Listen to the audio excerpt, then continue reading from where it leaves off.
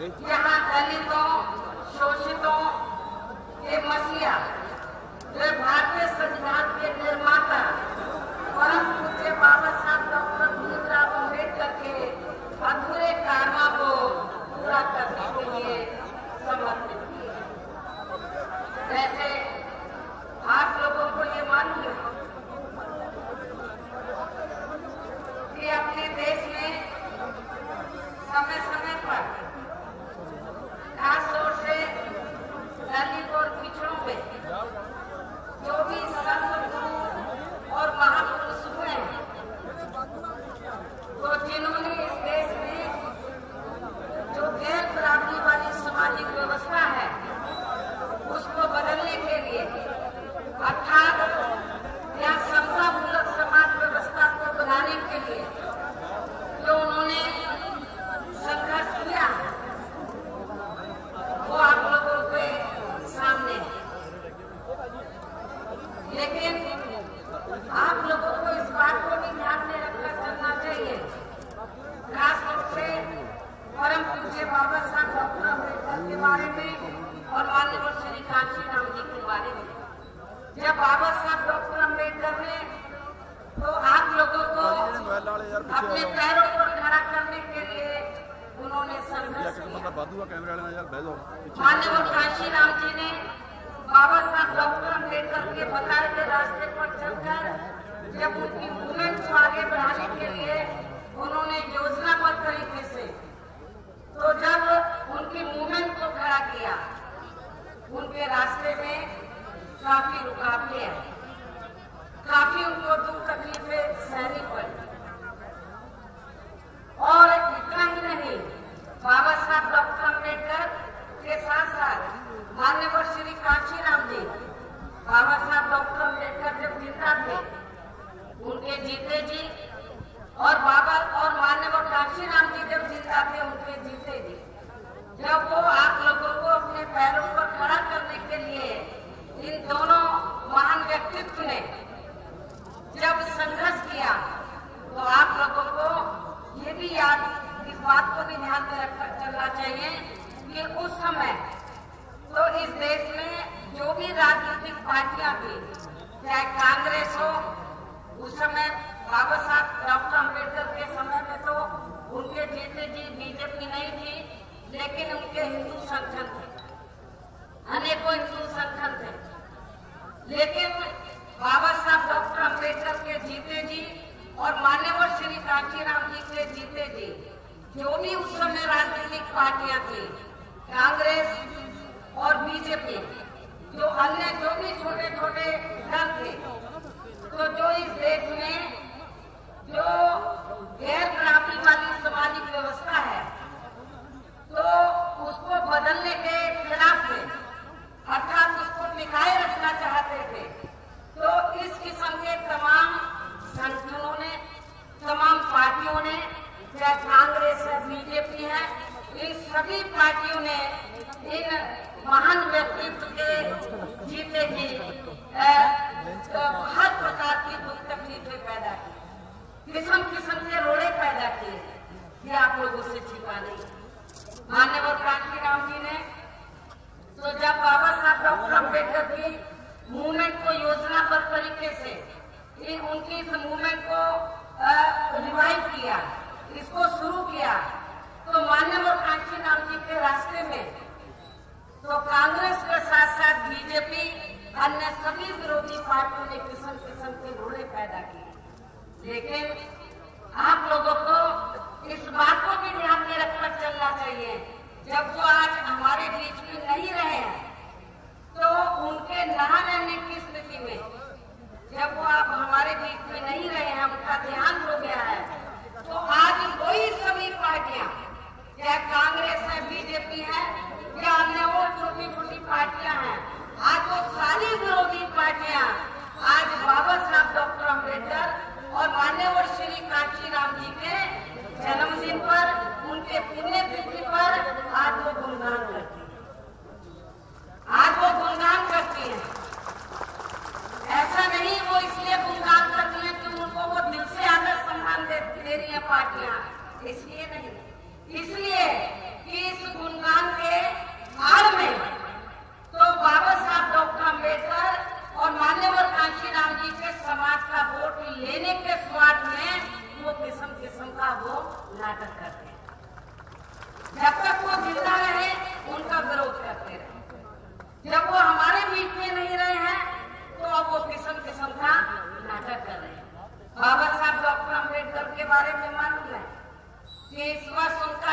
25वां जयंती की वर्षगांठ है। लेकिन इस मौके पर सेंटर में जो बीजेपी के नेतृत्व में सरकार चल रही है, तो उन्होंने किस्म किस्म के कार्यक्रम बनाकर तो उनके समाज को अपनी ओर आकर्षित करने का उन्होंने ये प्लान बनाया है। इसी प्रकार माननीय कांशीराम जी की जयंती पर भी तो ऐसी पार्टियां, कांग्रेस, बीजेपी और अन्य ऐसी पार्टियां जो हमेशा माननीय कांशीराम जी के जीते जी उनका खिलाफत करती रही, उनका विरोध करती रही, तो आज केवल उनके अनुयायियों का, उनके समाज के वोट लेने के स्वार्थ में आज वो माननीय कांशीराम जी को, बाबा साहब डॉक्टर अम्बेडकर को तो आदर सम्मान देने की बात करती है, अखबारों में ऐड देती है, मीडिया में किस्म किस्म की वो अपने बयानबाजी करते हैं, लेकिन उनके जीते जी हमेशा उन्होंने उनका विरोध किया। इस बात को भी आप लोगों को ध्यान में रखकर चलना चाहिए। बाबा साहब डॉक्टर अम्बेडकर ने इस देश के जो दलित है, पिछड़े हैं, अकलियत है, अकेले उनके लिए ही काम नहीं किया, बल्कि आज जो हमारा देश चल रहा है, जिस कानून के तहत हमारा देश चल रहा है, केंद्र की सरकार चल रही है, राज्यों की सरकारें चल रही हैं, ये सब देन परम पूज्य बाबा साहब डॉक्टर अम्बेडकर। उन्होंने देश का संविधान बनाया। संविधान में इस देश के जो उपेक्षित लोग हैं, उनको जिंदगी के हर पहलू में आगे बढ़ने का मौका दिया और अपने देश को बेहतरीन संविधान दिया। बहुत बड़ा काम बाबा साहब डॉक्टर अम्बेडकर ने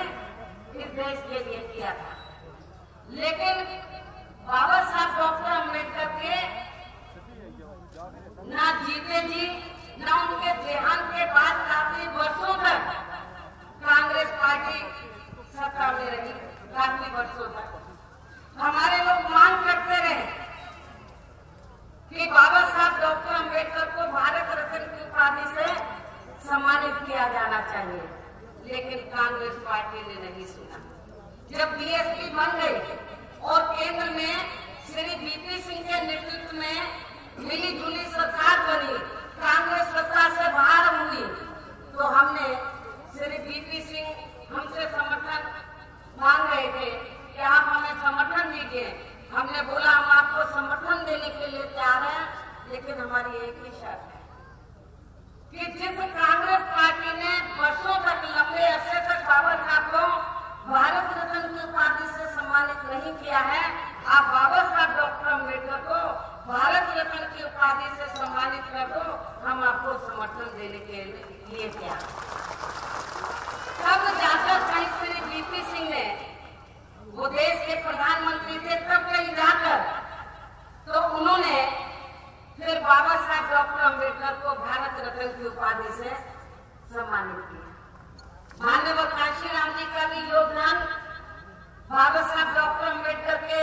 देहांत के बाद उनकी मूवमेंट को आगे बढ़ाने के लिए कोई कम नहीं था। उनके देहांत के बाद से हमारी पार्टी ने लगातार इस बात के लिए केंद्र की सरकार से अपील की है, चाहे कांग्रेस सेंटर में रही हो या वर्तमान में बीजेपी, कि माननीय कांशीराम जी को भी भारत रत्न की उपाधि से सम्मानित किया जाना चाहिए। और आज मैं आप लोगों को बताना चाहती हूँ कि आज माननीय कांशीराम जी के जन्मदिन के मौके पर मुझे इधर आपके पंजाब में आना था, लेकिन इस समय आप लोगों को ये भी मालूम है कि पार्लियामेंट का सत्र चल रहा है, तो मैं यहाँ आपके इस प्रोग्राम में आने से पहले पार्लियामेंट में गई और पार्लियामेंट में जाकर मैंने हाउस के अंदर सबसे पहले ये बात कही मैंने राज्यसभा के अंदर कि सरकार से ये कहा कि सरकार के अधिकार में है कि माननीय कांशीराम जी ने इस देश के दलितों, शोषितों और उपेक्षित वर्ग के लोगों को अपने पैरों पर खड़ा करने के लिए उन्होंने पूरी अपनी जिंदगी समर्पित की है। ऐसे महान व्यक्तित्व को मेरी केंद्र की सरकार से ये मांग है। मैंने आज कहा कि ऐसे महान व्यक्तित्व को भारत रत्न की उपाधि से सम्मानित किया जाता है। ये बात मैं पार्लियामेंट के अंदर रखकर तब मैं आपके इधर पंजाब के लिए प्रोग्राम के लिए मैं रवाना हूँ। और मैं आप लोगों को आज इस मौके पर ये बताना चाहती हूँ, माननीय कांचीराम जी की जयंती के मौके पर कि उन्होंने तो बाबा साहब डॉक्टर अम्बेडकर के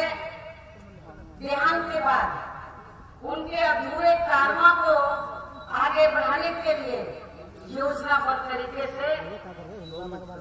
उन्होंने उनकी मूवमेंट को आगे बढ़ाया और इसके लिए पूरी जिंदगी उन्होंने अपनी समर्पित की। हालांकि आप लोगों को वैसे ये मालूम है कि बाबा साहब डॉक्टर अम्बेडकर का अधूरा कारवा ये था। अधूरा कारवा क्या था?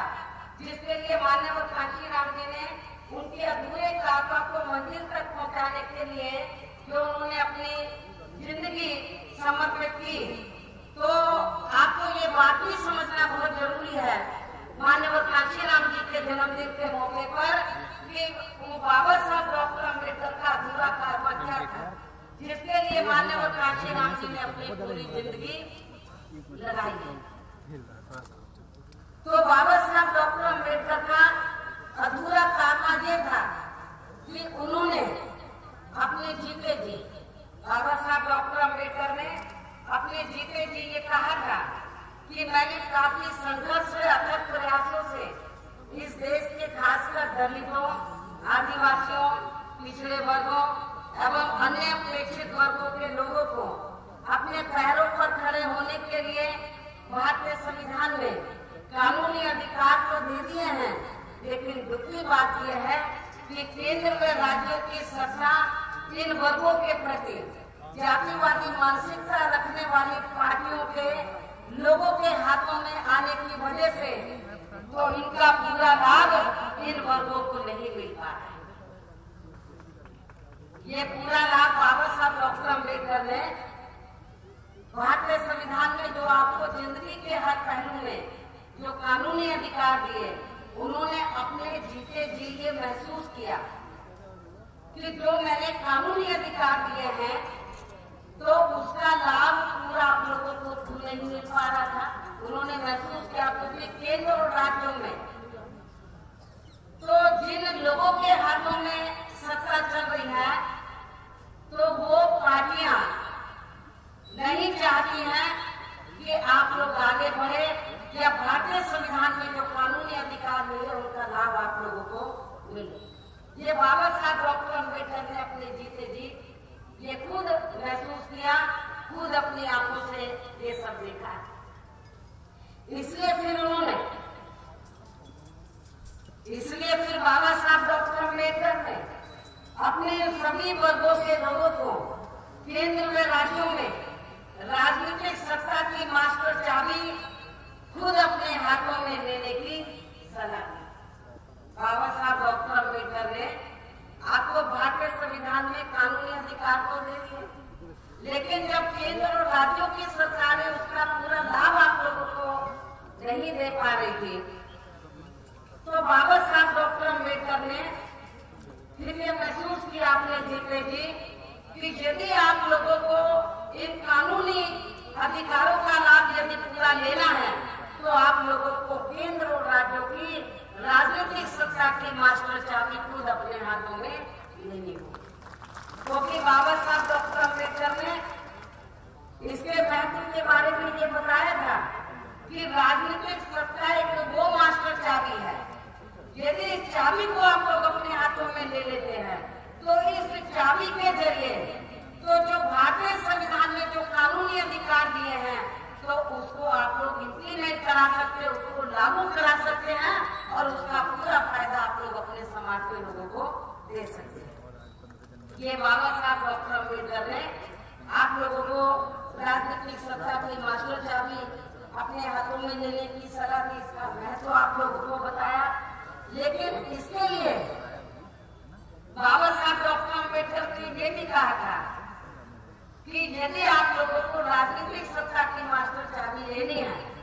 दलितों को, पिछड़ों को, अकलियतों को, उपेक्षित वर्गों के लोगों को, तो इसके साथ ही बाबा साहब डॉक्टर अम्बेडकर ने ये भी कहा था कि इसके लिए यानी कि पॉलिटिकल पावर की मास्टर की अपने हाथों में लेने के लिए फिर इन वर्गों के लोगों को सबसे पहले भाईचारे के आधार पर संगठित होना होगा। भाईचारे के आधार पर संगठित होकर ये जो दलित, आदिवासी, अन्य पिछड़े वर्ग के लोग, अगले समाज के लोग जो अलग अलग बिखरे हुए हैं, विभिन्न पार्टियों में जुड़े हैं, इन सब लोगों को भाईचारे के आधार पर संगठित करना होगा। और ये जिम्मेवारी बाबा साहब डॉक्टर अम्बेडकर ने अपने जीते जी तो खास तौर से इन वर्गों के सामाजिक या आर्थिक पिछड़ेपन को ध्यान में रखकर इन वर्गों में से खास तौर से सरकारी व गैर सरकारी पढ़े लिखे कर्मचारियों के ऊपर डाली। ये जिम्मेवारी उस समय, क्योंकि हमारा समाज जब बाबा साहब डॉक्टर अम्बेडकर जीवित थे तो उस समय इतना ज्यादा पढ़ा लिखा समाज नहीं था, लेकिन जो भी पढ़ लिख कर सरकारी या गैर सरकारी नौकरियों में चले गए थे तो बाबा साहब डॉक्टर अम्बेडकर ने ये जिम्मेवारी पढ़े लिखे कर्मचारियों के ऊपर ये डाली थी। और ये कार्य बाबा साहब डॉक्टर अम्बेडकर ने खुद शुरू किया, अपनी देखरेख में ये शुरू कराया था। पढ़े लिखे कर्मचारियों के ऊपर, चाहे वो सरकारी है गैर सरकारी है, ये जिम्मेवारी क्यों डाली थी? क्योंकि बाबा साहब डॉक्टर अम्बेडकर ने ये महसूस किया कि जो पढ़े लिखे कर्मचारी हैं उनको इस देश की सामाजिक व्यवस्था का ज्ञान है, उनके पास थोड़ा समय भी है, उनके पास थोड़ा पैसा भी है, और जो भी इनको समय मिलता है, छुट्टी मिलती है, तो इनकी जिम्मेवारी बनती है कि ये लोग शहरों में जाएं, अपने लोगों की बस्तियों में, देहातों में जाए अपने लोगों की बस्तियों में, और उनको इस देश की जो गैर बराबरी वाली सामाजिक व्यवस्था है उसके बारे में जानकारी, इनको पिछड़ेपन के बारे में जानकारी। और जब इन लोगों को तो इन सब बातों की जानकारी मिल जाएगी तो इनमें राजनीतिक चेतना पैदा हो जाएगी। इस प्रकार से बाबा साहब डॉक्टर अम्बेडकर ने तो जो पढ़े लिखे लोग थे, कर्मचारी थे, तो इन वर्गों के लोगों की जो गैर राजनीतिक जड़ें हैं तो उनको मजबूत बनाने की जिम्मेवारी इन लोगों के ऊपर सौंपी थी। और बाबा साहब डॉक्टर अम्बेडकर ने ये काम बहुत तेजी से शुरू कराया, लेकिन दुख की बात यह है कि बाबा साहब डॉक्टर अम्बेडकर के जीते जी ही ये जो पढ़े लिखे कर्मचारी थे तो बाबा साहब कहते थे आप देहातों में जाओ, दलित बस्तियों में जाओ, लोगों को तैयार करो, लेकिन पढ़े लिखे कर्मचारी तो दलित बस्तियों में जाने की बजाय, पिछड़ी बस्तियों में जाने की बजाय बाबा साहब डॉक्टर अम्बेडकर को घेरे रहते थे। उनको कहते थे कि हमारा अच्छी जगह पे ट्रांसफर करा दो, प्रमोशन करा दो, तो अपने फायदे के लिए बाबा साहब डॉक्टर अम्बेडकर को घेरे रहते थे, जिसको लेकर बाबा साहब डॉक्टर अम्बेडकर काफी दुखी हुए। और अंत में बाबा साहब डॉक्टर अम्बेडकर ने निराश होकर फिर ये कार्य भी बहुजन समाज के लोगों को उनकी गैर राजनीतिक जड़ों को मजबूत बनाने के लिए उन्होंने खुद अपने कंधों पर लिया और उनका कारवां फिर देहातों की तरफ आगे बढ़ा। लेकिन दुख की बात यह है कि ज्यादा दिन तक बाबा साहब डॉक्टर अम्बेडकर हमारे बीच में नहीं रहे। 6 दिसंबर सन 1956 को उनका देहांत हो गया, बहुत कम उम्र में ही उनका देहांत हो गया था। और उसके बाद आप लोगों को ये मालूम है कि बाबा साहब डॉक्टर अम्बेडकर के देहांत के बाद तो उनका जो कारवां था, जो उन्होंने जिन लोगों को तैयार किया था, जो संगठन उन्होंने बनाया, और उस समय आरपीआई के नाम से एक राजनीतिक प्लेटफॉर्म भी दिया था, तो लेकिन बाबा साहब डॉक्टर अम्बेडकर के देहांत के बाद तो जो आरपीआई के नेता थे या और जो भी संगठन बनाए थे उनके नेता थे, वो सारे के सारे उस समय कांग्रेस पार्टी के हाथों में थे। पार्टी खत्म हो गई, संगठन खत्म हो गया और जो समाज जो बचा था वो भी इधर उधर भटक गया और लोग धीरे धीरे बाबा साहब डॉक्टर अम्बेडकर को भी भूलने लगे। हालात यहाँ तक पहुंच गए। लेकिन हमें माननीय काशीराम जी का आभार प्रकट करना चाहिए कि वो हमारे बीच में आए। आपके पंजाब के वो रहने वाले थे, लेकिन जब वो सर्विस महाराष्ट्र में पूना में कर रहे थे तो वहां उनको बाबा साहब डॉक्टर अम्बेडकर की मूवमेंट के बारे में मालूम पड़ा और बाबा साहब डॉक्टर अम्बेडकर की मूवमेंट को समझने के बाद तो जो बाबा साहब डॉक्टर अम्बेडकर का अधूरा कारवा जो ठंडा पड़ गया था, उसको फिर से गति देने के लिए माननीय श्री कांशीराम जी ने बाबा साहब डॉक्टर अम्बेडकर की सोच के मुताबिक योजनाबद्ध तरीके से उनकी मूवमेंट को उन्होंने आगे बढ़ाया। पहले बामसर बनाया, जो सरकारी कर्मचारी थे, सरकारी या गैर सरकारी, उनको उनकी जिम्मेवारी का एहसास कराया और उसके बाद फिर बीएसओ बना और जब धीरे धीरे लोगों में सामाजिक चेतना पैदा हुई तो राजनीतिक चेतना पैदा हुई। लोगों को लगा कि हमें पॉलिटिकल पावर की मास्टर की अपने हाथ में लेनी चाहिए। तो उसके बाद फिर माननीय श्री कांशीराम जी ने जब बामसा को बीएसओ के माध्यम से यानी कि राजनीति में प्रवेश करने से पहले तो जो कन्या बाबा साहब डॉक्टर अम्बेडकर के देहांत के बाद जो माननीय कांशीराम जी ने कुछ वर्षों तक महसूस की, तो उसको ध्यान में रखकर बामसा के माध्यम से बीएसओ के माध्यम से कैडर के जरिए पूरे देश में बहुजन समाज के लोगों में जो वीकर सेक्शन के लोग हैं उनमें कैडर के जरिए तो उनमें सामाजिक चेतना पैदा की और उनको ना बिकने वाला समाज बनाया, उनको ना बिकने वाला समाज बनाया। क्योंकि माननीय कांशीराम जी ने ये महसूस किया,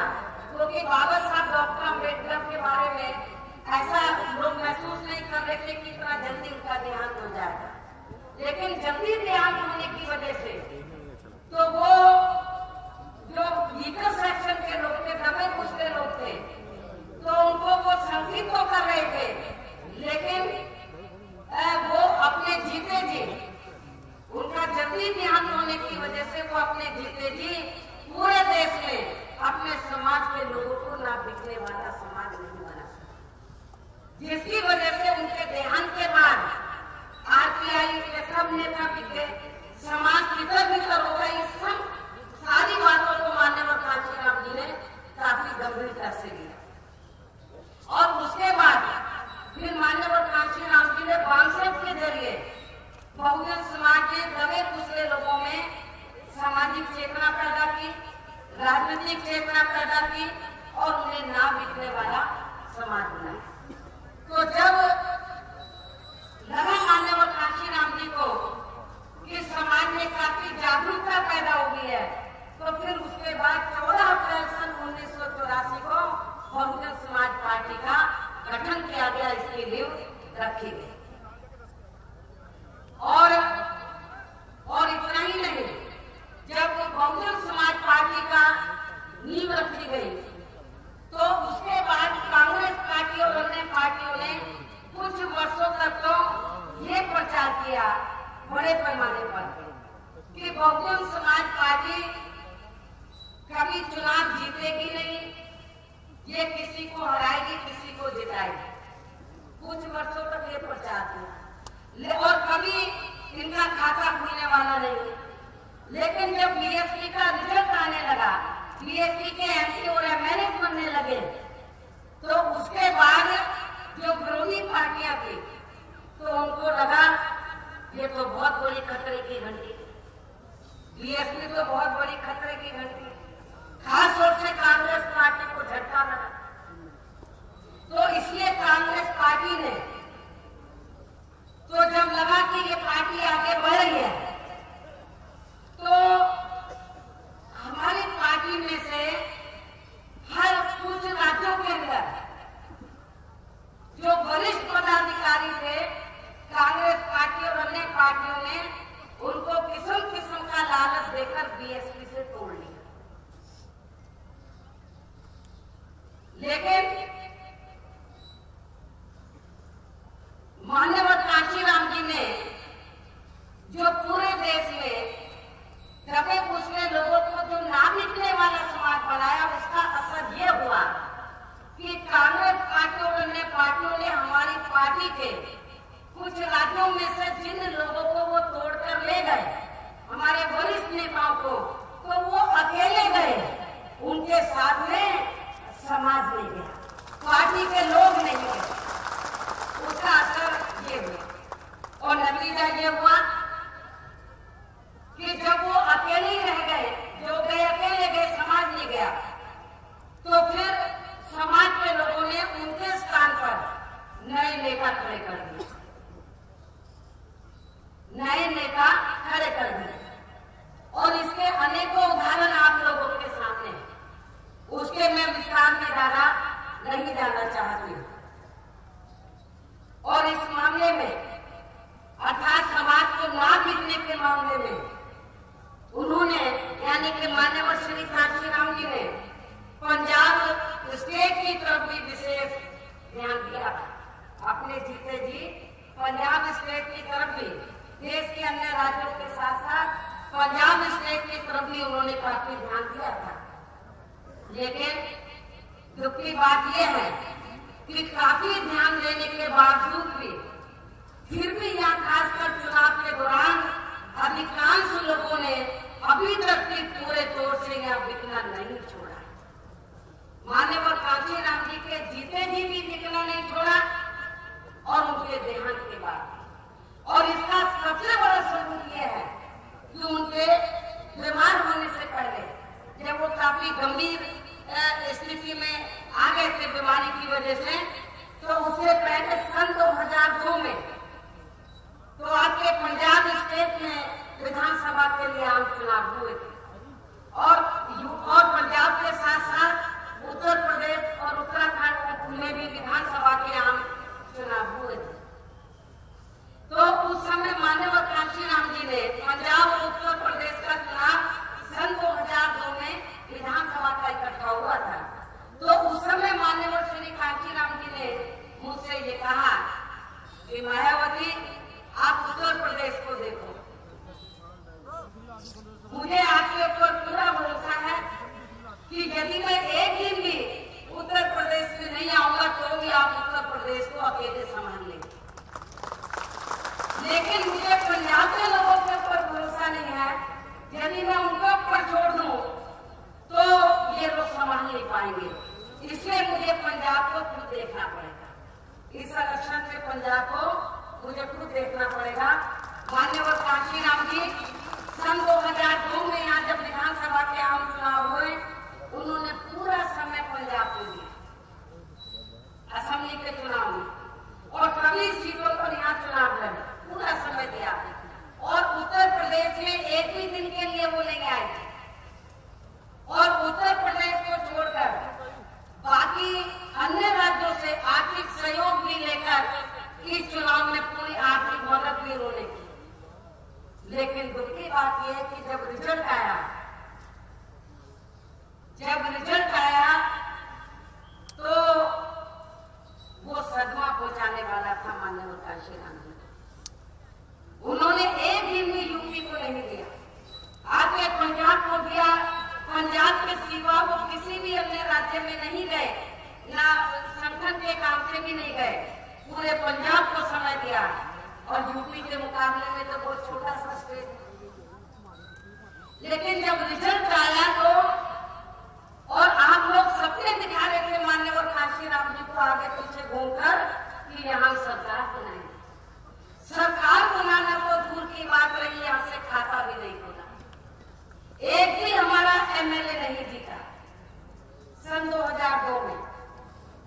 माननीय कांशीराम जी अकेले इधर देख रहे थे और मैं यूपी में देख रही थी।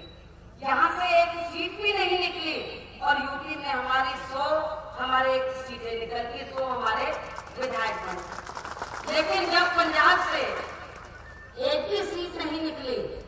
तो माननीय कांशीराम जी को बड़ा भारी झटका लगा। और सही मायने में तो मैं आपको ये बताना चाहती हूँ कि जब ये रिजल्ट आया उसके बाद से तो उनकी जो बीमारी थी, जो शुगर की या डायबिटीज वगैरह की या और भी जो बीमारी थी और ज्यादा बढ़ गई। फिर वो ठीक होने की बजाय दिन प्रतिदिन उनकी हेल्थ गिरती चली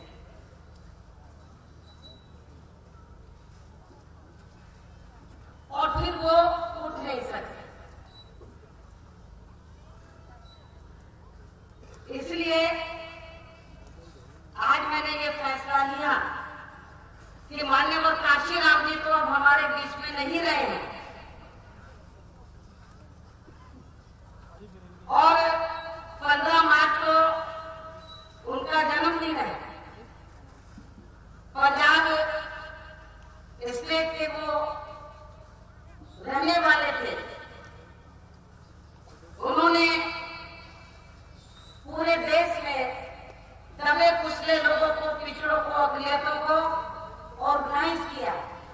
एक दिशा दी, एक प्लेटफॉर्म दिया। तो मैंने ये महसूस किया कि पंजाब स्टेट के लोगों ने उनके जीते जी उनकी ख्वाहिश को पूरा नहीं किया, उनकी इच्छा को पूरा नहीं किया। लेकिन अब वो हमारे बीच में नहीं रहे हैं। उन्होंने मुझे अपना उत्तराधिकारी बनाया है। मेरी ये नैतिक जिम्मेवारी बनती है कि मुझे पंजाब में जाकर उनको इस बात का एहसास कराना चाहिए और खासतौर से उनके जन्मदिन के मौके पर जाकर मुझे यूपी में जबकि आज के दिन रहना चाहिए था, लेकिन मैं यूपी में न रहकर तो मैं पंजाब में इसलिए आई क्योंकि पंजाब में भी विधानसभा के आम चुनाव होने का समय बहुत कम रह गया, 1 साल से कम समय रह गया। यूपी के साथ चुनाव होंगे तो मैंने ये फैसला लिया कि मैं उत्तर प्रदेश में जाकर मैं पंजाब में आती हूँ। मैं माननीय कांशीराम जी ने जब मुझे अपना एकमात्र उत्तराधिकारी बनाया, मेरी नैतिक जिम्मेवारी बनती है यदि पंजाब के लोगों ने उनके जीते जी उनकी उम्मीदों पर वो खड़े नहीं उतरे तो मुझे उनके देहांत के बाद तो उनको फिर उनको मौका देना चाहिए, उनको सुधरने का मौका देना चाहिए, उनको उनकी गलती का एहसास कराने का मौका देना चाहिए, उनको आगे बढ़ने का मौका देना चाहिए। मुझे उनमें हिम्मत और हौसला उन्हें पैदा करना चाहिए। इसलिए मैंने माननीय श्री कांशीराम जी के जयंती के मौके पर, उनके जन्मदिन के मौके पर मैं उत्तर प्रदेश में न जाकर आज यहाँ के पंजाब स्टेट में आई हूँ। पंजाब स्टेट के कोने कोने से आप लोग बड़ी तादाद में उनकी जयंती के मौके पर आप लोग मुझे सुनने के लिए इधर पहुंचे। मेरी आप लोगों से पुरजोर अपील है कि माननीय कांशीराम जी के आज जयंती के मौके पर आप लोगों को पूरी ईमानदारी निष्ठा से ये तैयार करना है कि अब पंजाब स्टेट में भी बहुजन समाज के लोग नाम लिखने वाले बनेंगे। यहाँ दलित और पिछड़े और अखिलेश समाज के लोग अब नाम लिखने वाले बनेंगे। उत्तर प्रदेश की तरह ही अब यहाँ के लोग भी नाम लिखने वाले बनकर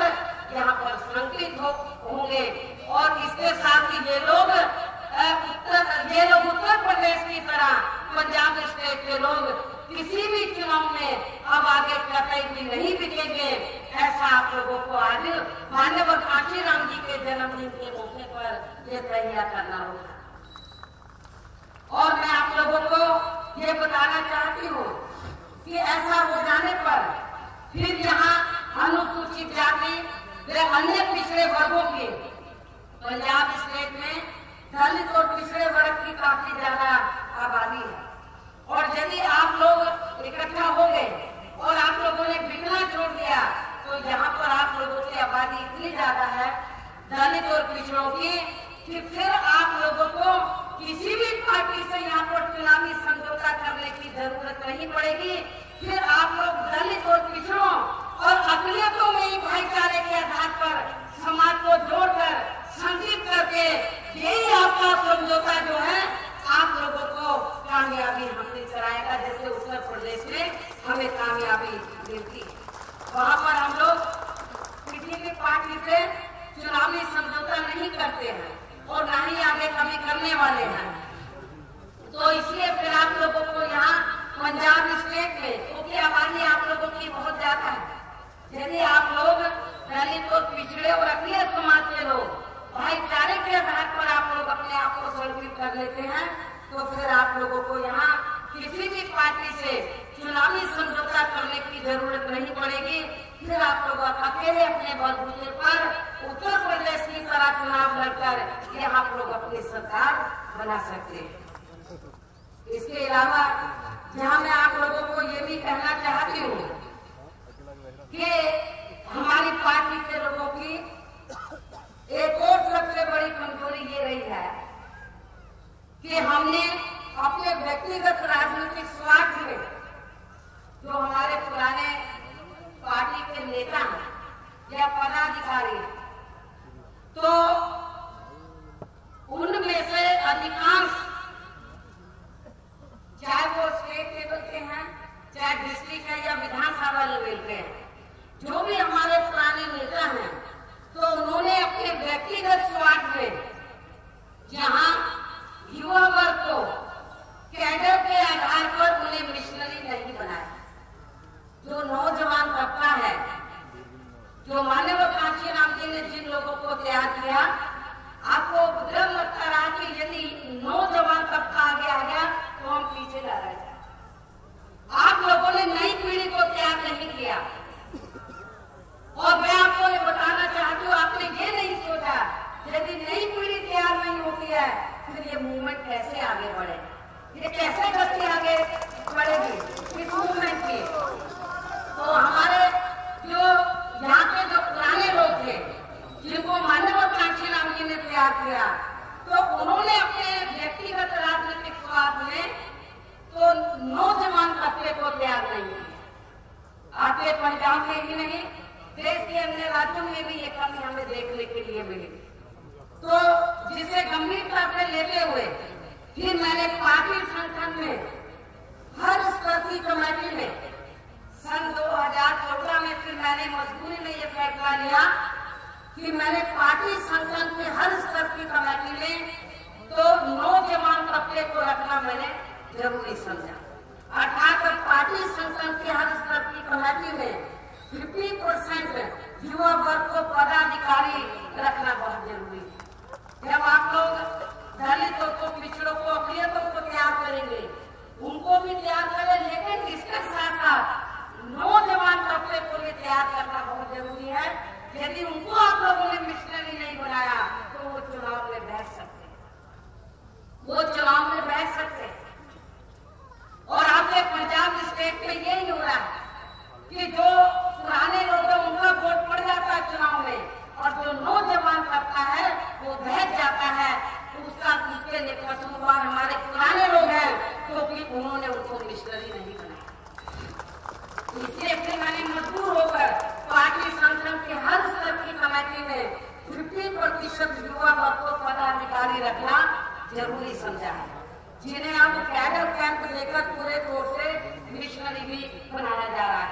ताकि हमारा ये मूवमेंट लगातार आगे गति पकड़ता रहे।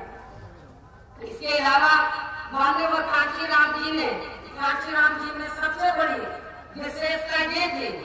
कि वो बाबा साहब डॉक्टर अम्बेडकर की मूवमेंट को लेकर काफी दूरदर्शी भी थे, जिसकी वजह से उन्होंने अपने जीते जी ही अपने बीमार हालत को देखते हुए फिर उन्होंने मुझे अपना एकमात्र राजनीतिक उत्तराधिकारी भी घोषित कर दिया था, ताकि उन्होंने ये महसूस किया ऐसा ना हो कि बाबा साहब डॉक्टर अम्बेडकर के तरह मेरे देहांत के बाद भी ये मूवमेंट बितर हो जाए। वो बड़े दूरदर्शी थे, इसलिए उन्होंने अपने जीते जी मुझे अपना एकमात्र उत्तराधिकारी घोषित कर दिया था,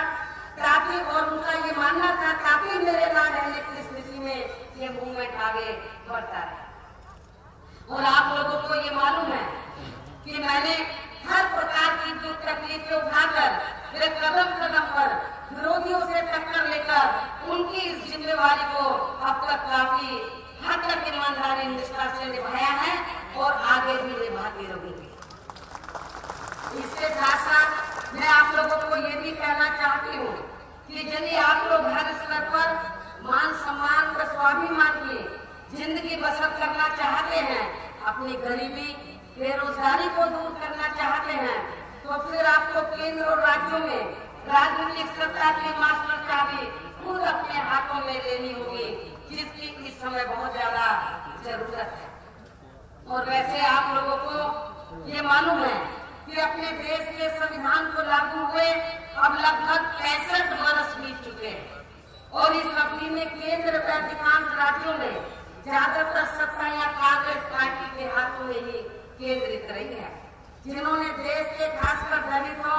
आदिवासियों, पिछड़े वर्गों, धार्मिक अल्पसंख्यकों के साथ साथ यहाँ गरीबों, मजदूरों, बेरोजगारों, किसानों, कर्मचारियों, व्यापारियों एवं अन्य क्षेत्रों में लगे लोगों के हितों व कल्याण के लिए कोई ठोस कदम नहीं उठाए हैं। और इतना ही नहीं, बल्कि केंद्र व राज्यों में कांग्रेस पार्टी की इस सरकार ने देश के बड़े पैमाने पर भ्रष्टाचार व काला धन रखने वाले लोगों को बढ़ावा देकर यहाँ बड़े पूंजीपतियों व धंधा सेठों का ये हित साधा है। और इन कमियों की वजह से ही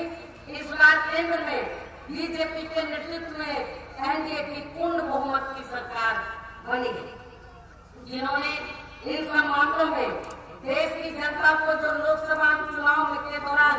बढ़िया सपने दिखाए थे, अब वे अधिकांश इस सरकार के भी यहाँ थोड़े सपने ही बनकर रह गए। इसके साथ ही इनका सबका साथ व सबका विकास की बात भी अब यहाँ केवल इनकी हवाई बात ही बनकर रह गई है। आप लोगों को ये मालूम है कि जब इस बार देश में लोकसभा का चुनाव हुआ था, तो इस बार भारतीय जनता पार्टी ने और खासकर श्री नरेंद्र मोदी ने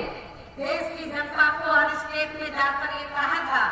खासतौर से भ्रष्टाचार व काले धन को ध्यान में रखकर के कहा था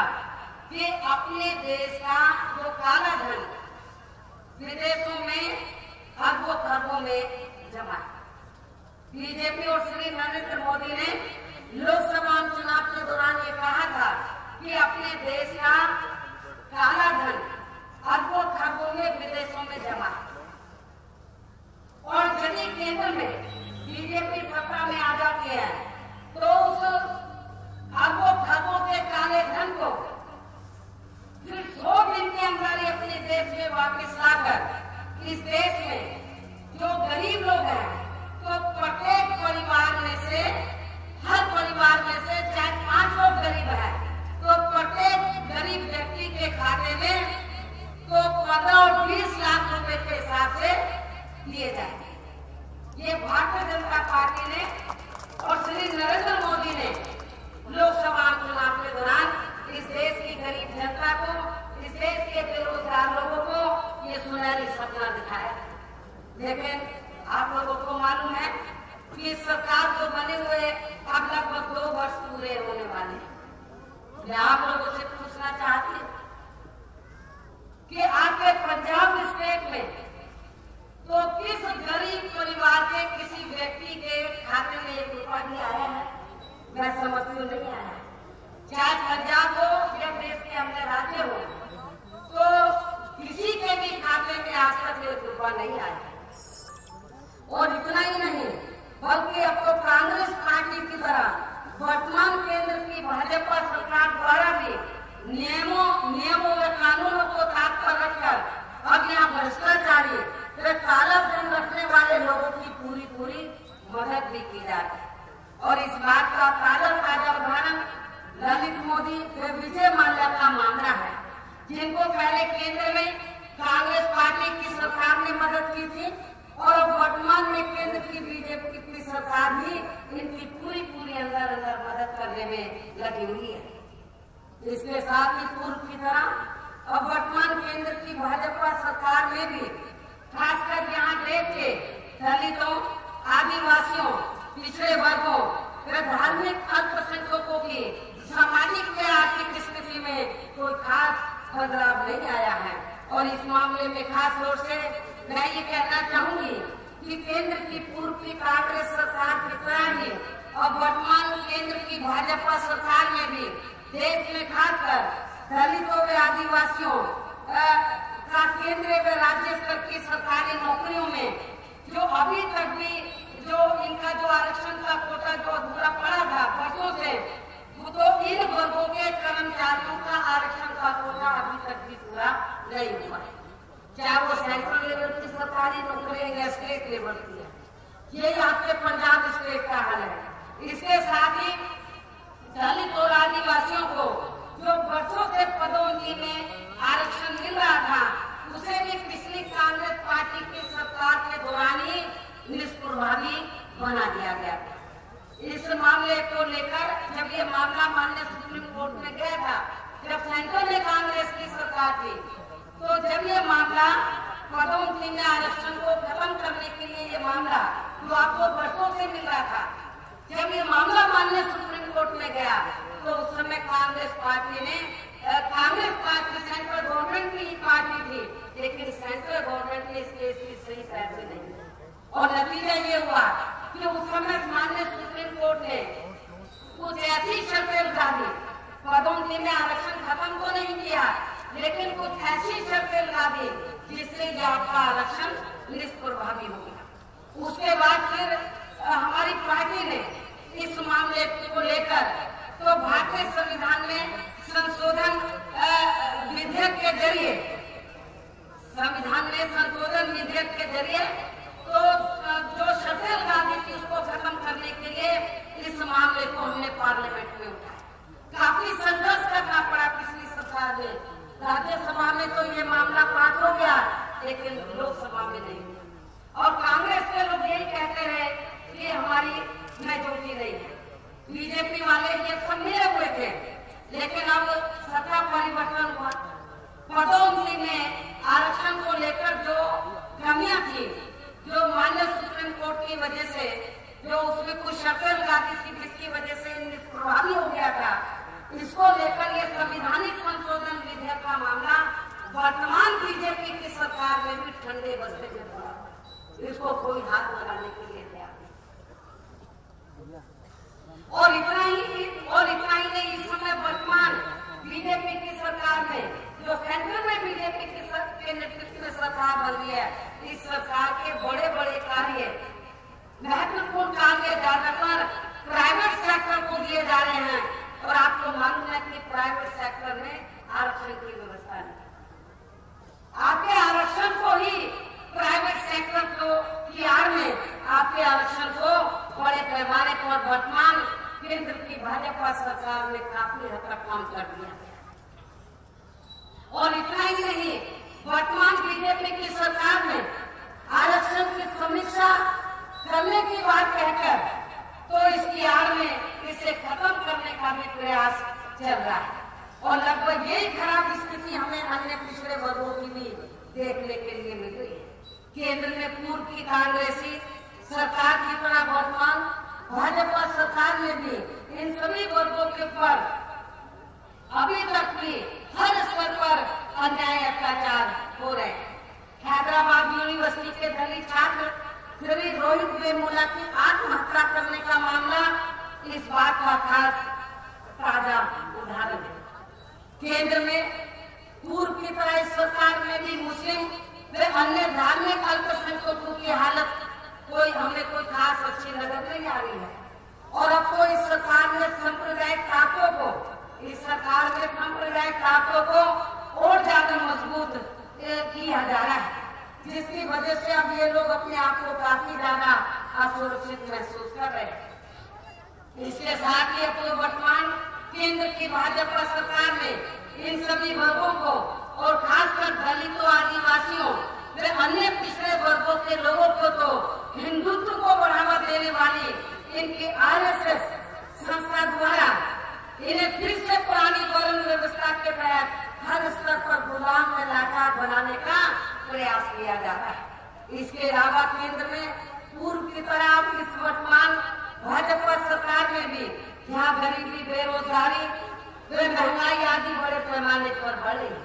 किसान, मजदूर, कर्मचारी, व्यापारी, अन्य क्षेत्रों में लगे लोग भी वर्तमान सरकार में काफी ज्यादा दुखी हैं। खासकर किसानों की हालत तो बहुत ज्यादा खराब बनी हुई है। आए दिन प्राकृतिक आपदा से जूझ रहे किसानों की तरफ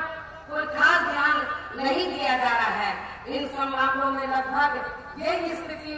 हमें केंद्र की तरह राज्यों में भी विरोधी पार्टियों की सरकारों में देखने के लिए मिलती है। इसलिए इन सब बातों को ध्यान में रखकर अब मेरा आप लोगों से यही कहना है कि यदि आप लोग इन सभी समस्याओं से छुटकारा पाना चाहते हैं, निजात पाना चाहते हैं, तो फिर आप लोगों को केंद्र और राज्यों में भी अपनी पार्टी की ही सरकार बनानी होगी। और आप लोगों को मालूम है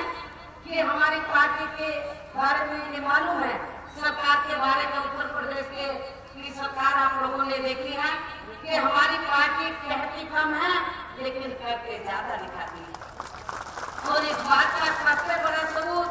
उत्तर प्रदेश में 4 बार बीएसपी के नेतृत्व में बनी सरकार है।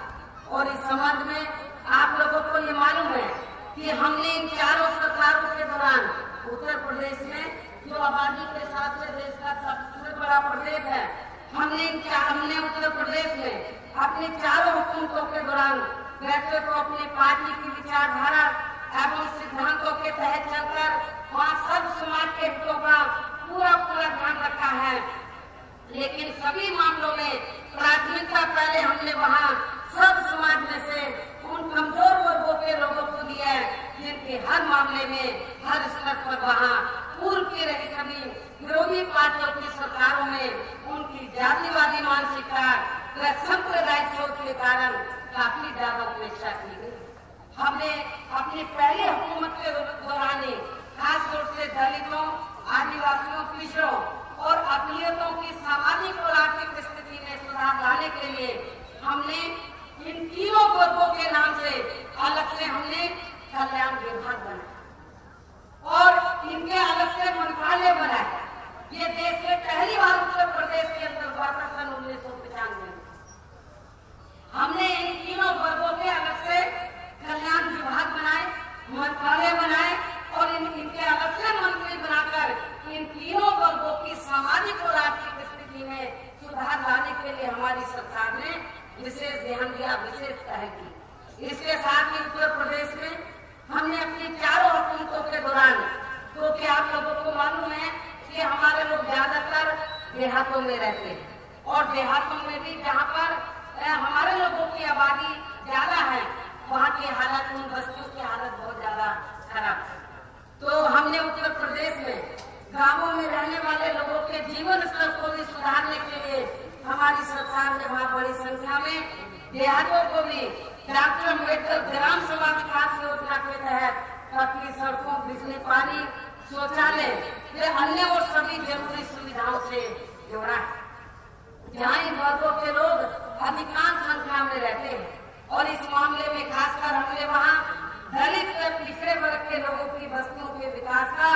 प्राथमिकता के आधार पर पूरा ध्यान रखा है। और अब देश के प्रधानमंत्री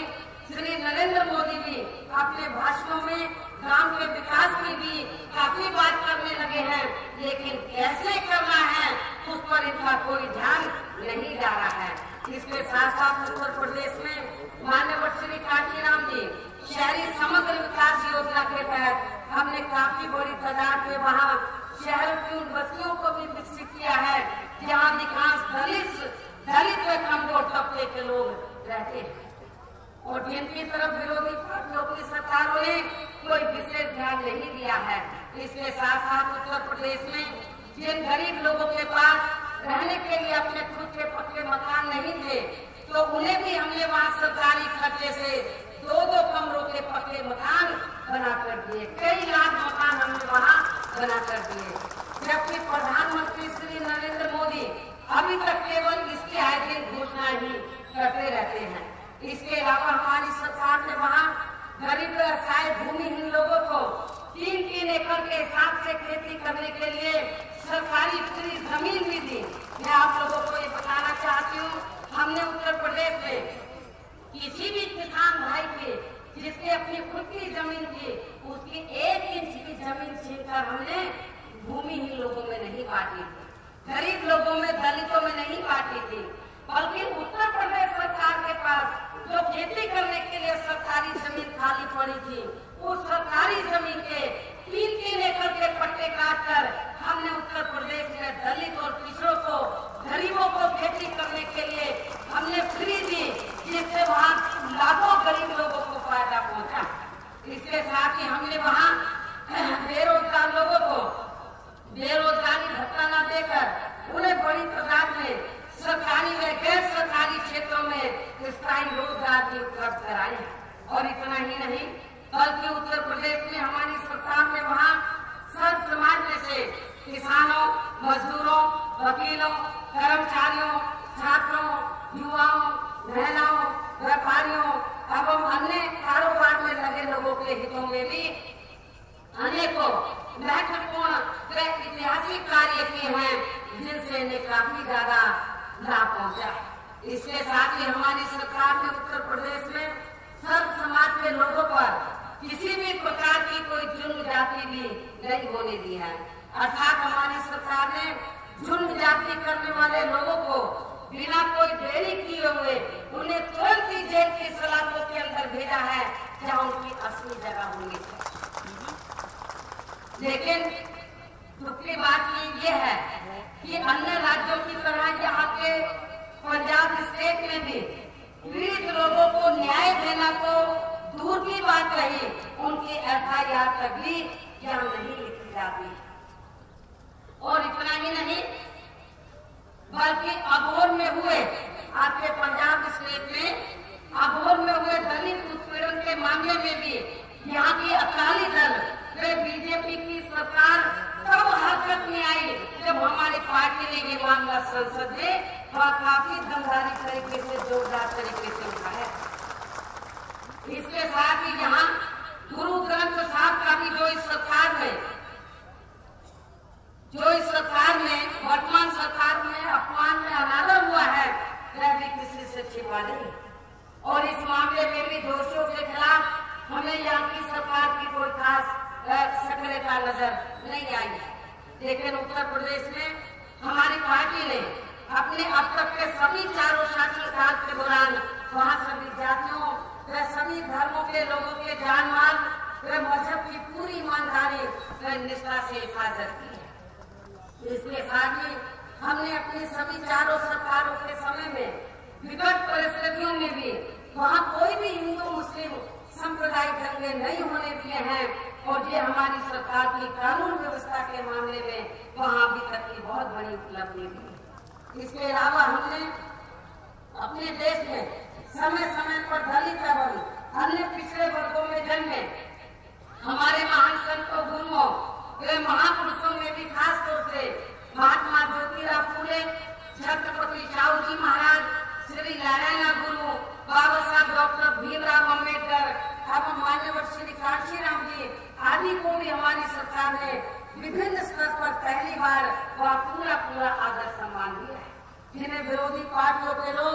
अभी तक भी आसानी से पचा नहीं पा रहे हैं। संक्षेप में अब मेरा आप लोगों से यही कहना है कि उत्तर प्रदेश में हमारी पार्टी ने अपने सभी 4 शासनकाल के दौरान अपनी पार्टी के सर्वजन हिताय व सर्वजन सुखाय की नीतियों के आधार पर चलकर ही वहाँ हर मामले में व हर स्तर पर सर्व समाज के लोगों को काफी बेहतरीन सरकार दी। हमने वहाँ दलितों, पिछड़ों, अकलियतों के साथ साथ अपर कास्ट में से जो गरीब लोग हैं उनका भी ध्यान रखा है। हर स्तर पर खासकर वहाँ दलितों, पिछड़ों व अन्य उपेक्षित वर्गों का प्राथमिकता के आधार पर पूरा ध्यान रखा है। और यदि आप लोग अपने पंजाब स्टेट में ऐसा ही वातावरण पैदा करना चाहते हैं, अर्थात यहाँ ऐसे ही कार्य करना चाहते हैं, तो फिर आपको उत्तर प्रदेश की तरह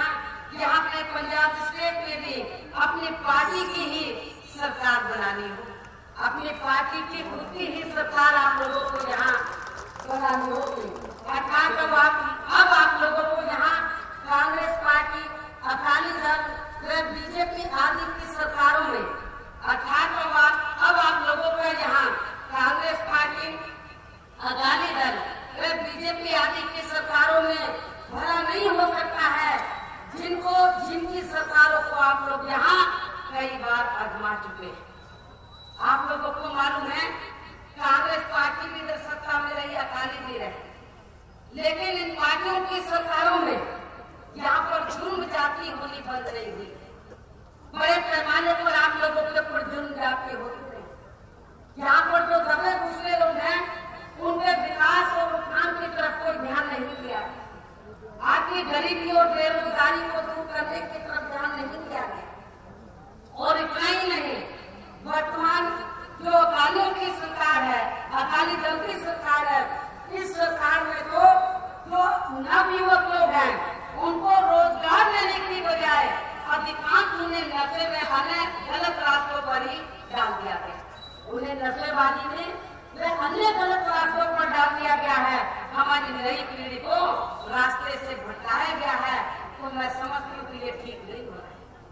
कांग्रेस के सरकार में भी न आप लोगों की गरीबी दूर हुई, न बेरोजगारी दूर हुई। वर्तमान सरकार में भी, अकाली दल की सरकार में भी, बीजेपी की जो मिली जुली सरकार है, इसमें अन्य पिछड़े वर्गों के लोगों को ये भी कहना चाहती हूँ कि जहाँ पे पंजाब स्टेट में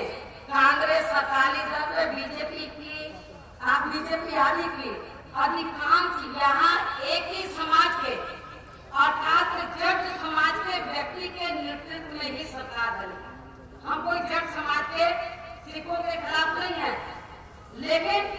मैं कहना ये चाहती हूँ कि अधिकांश सरकार यहाँ पर जो है, चाहे कांग्रेस की बनी हो या अकाली दल की बनी हो, तो वो जट समाज के व्यक्ति के नेतृत्व में ही बनी है, जिन्होंने अपनी जातिवादी मानसिकता के तहत चलकर यहाँ इन वर्गों के लोगों के हितों का ध्यान नहीं रखा। लेकिन हमारी सरकार ने उत्तर प्रदेश में ऐसा नहीं किया। चाहे वहाँ पर जाट समाज के लोग हो या अपर कास्ट के लोग हो या अन्य जाति के लोग हो, हमने सब समाज के लोगों का पूरा ध्यान रखा। लेकिन यहाँ पे पंजाब स्टेट में चाहे कांग्रेस पावर में रही हो या अकाली दल बीजेपी पावर में रही हो, और आपको मालूम है कि अधिकतर सरकार यहाँ पर जो बनी है वो जट समाज के व्यक्ति के नेतृत्व में ही बनी है, जिन्होंने अपनी जातिवादी मानसिकता के तहत चलकर या दलित और पिछड़े वर्गों के हितों का ध्यान नहीं रखा। और इसी मानसिकता के चलते ही यहाँ वैसे समाज यानी कि बनिया समाज के आम आदमी पार्टी के प्रमुख श्री केजरीवाल की पार्टी में भी इन वर्गों के लोगों का भला नहीं हो सकता है, क्योंकि वो भी इधर मारा मारा घूम रहा है, कोई उसे पूछ नहीं रहा है। तो वो बेचारा जिनको मानव कांशीराम जी के देहांत के बाद तो जिनके परिवार को कोई जिनके ऐसे भाई बहन जो विरोधी पार्टियों के हाथों में खेल गए, जिनके मानव कांशीराम जी के देहांत के बाद तो जिन पार्टियों ने बाबू मानव कांशीराम जी के जीते जी उनका विरोध किया, उनके हाथों में खेलते रहे। आज वही लोग कभी कांग्रेस के हाथों में खेलते हैं, उनके कुछ भाई बहन तो कभी बीजेपी के हाथ में खेलते हैं। अब वो दिल्ली के एक पार्टी को लेकर घूम रहे हैं। लेकिन मैं आपको ये बताना चाहती हूँ इस पार्टी के बारे में, तो इस पार्टी का मुखिया जब राजनीति में नहीं आया था तो राजनीति में आने से पहले हमेशा वो दलित और पिछड़ों के आरक्षण के खिलाफ होता है। आप उस समय का आप रिकॉर्ड उठाकर देखो तो जो नेता जो वैसे समाज का, बनिया समाज का है, जो हमेशा अपने आरक्षण के खिलाफ रहा और जिसके लिए बाबा साहब डॉक्टर अम्बेडकर ने आप लोगों को बहुत संघर्ष करके अथक प्रयासों से आपको ये आरक्षण का लाभ आपको दिया, जिसको वर्तमान में बीजेपी की सरकार ने इसको खत्म करने की कोशिश में लगी है। सारी पार्टियां मिलकर खत्म करने की कोशिश में लगी है। तो ऐसे मैं आपको कहना चाहती हूँ, मैंने शुरू में ही आप लोगों को कहा था कि जब माननीय कांशीराम जी जिंदा थे, बाबा साहब डॉक्टर अम्बेडकर जिंदा थे, जब वो इस देश के वीकर सेक्शन के लिए संघर्ष कर रहे थे, तो हमेशा कांग्रेस और विरोधी पार्टियों ने, जातिवादी पार्टियों ने हमेशा उनका विरोध किया, कभी उनका साथ नहीं दिया। लेकिन जब उनका देहांत हो गया है तो आज उनके देहांत के बाद आज ये सभी विरोधी पार्टियां उनके अनुयायियों का, उनके समाज का वोट लेने के लिए मारी मारी घूम रही है। कभी उनके जयंती के मौके पर, कभी परिनिर्वाण दिवस के मौके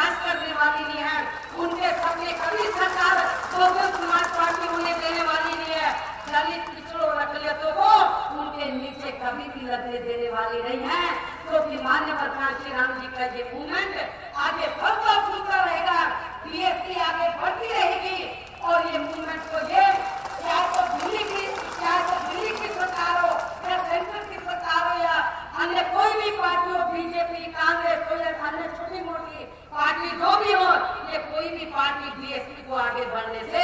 नहीं रोक सकती। ऐसी स्थिति में अब आप लोगों को यहाँ अपने पंजाब स्टेट में बीएसपी को इस सत्ता में लाना बहुत जरूरी है। माननीय कांशीराम जी की दिल्ली तमन्ना थी कि पंजाब में भी उत्तर प्रदेश की तरह यहाँ हमारी सरकार बननी चाहिए। अब वो हमारे बीच में नहीं रहे हैं, लेकिन मेरी आप लोगों से दिल्ली ख्वाहिश है उनके जयंती के मौके पर कि आप लोग उनकी शिक्षा को पूरा करने के लिए आज आप लोग तैयार करते जाएंगे। और अब मेरा आप लोगों से यही कहना है कि आप लोगों को यहाँ अपने पंजाब स्टेट में बीएसपी को सत्ता में लाना बहुत जरूरी है, क्योंकि पूरे देश में बहुजन समाज पार्टी ही अकेली एक ऐसी पार्टी है जिसमें इन वर्गों के लोगों का सही मायने में पूर्ण रूप से हर स्तर पर भला हो सकता है, अर्थात इनका पूरे तौर से विकास में उत्थान हो सकता है। और इस बात का सबसे बड़ा सबूत उत्तर प्रदेश में बीएसपी का 4 बार का रहा अपना शासनकाल है, जिसके लिए यहाँ पंजाब स्टेट में भी माननीय श्री कांशीराम जी ने अपने जीते जी पूरी कोशिश की भी थी और इस कार्य को आप लोगों को पूरा करना है। इसके लिए अब आपके अकेले पंजाब स्टेट में ही नहीं बल्कि पूरे देश में भी उत्तर प्रदेश की तरह ही यहाँ दलितों व अन्य पिछड़े वर्गों के लोगों को ही आगे आकर इसके लिए पहल करनी होगी, तभी फिर हमारी पार्टी केंद्र व राज्यों की सत्ता पर आसीन हो सकती है। वरना बाबा साहब डॉक्टर अम्बेडकर के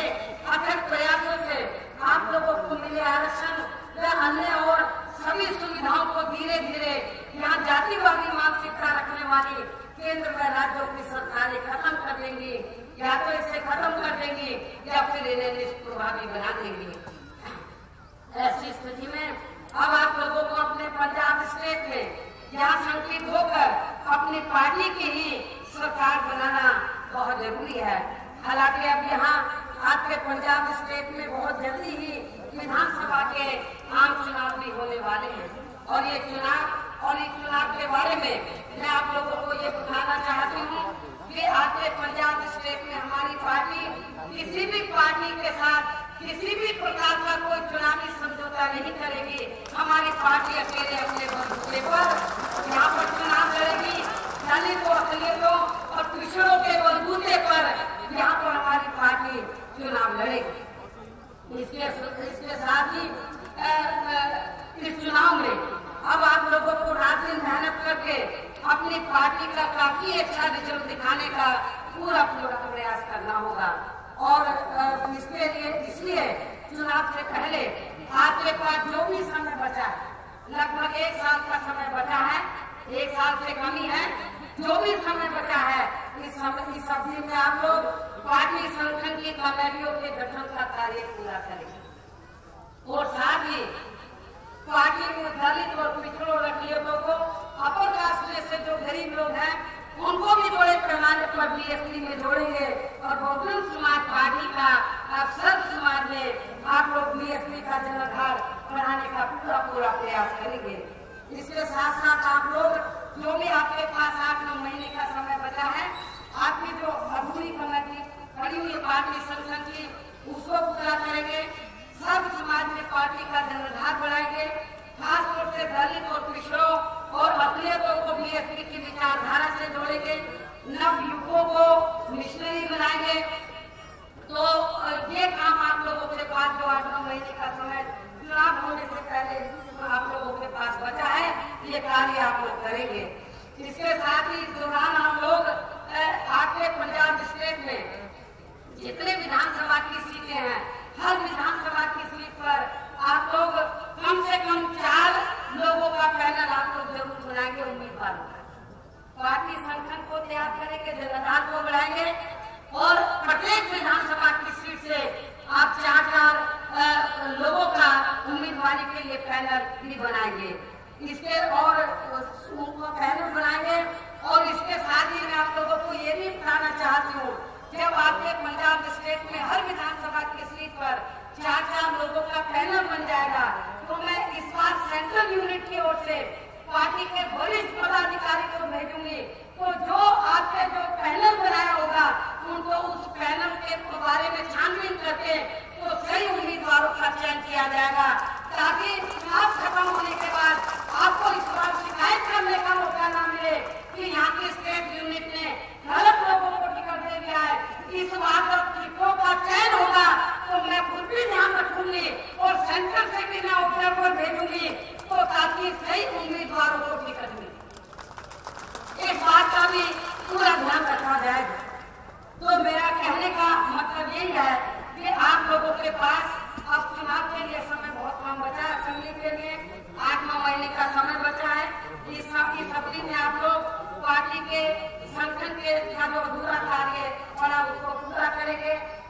पार्टी के जनाधार को बढ़ाएंगे, खासतौर से दलित पिछड़ों और अकलियतों को बीएसपी में बड़े पैमाने पर जोड़ेंगे।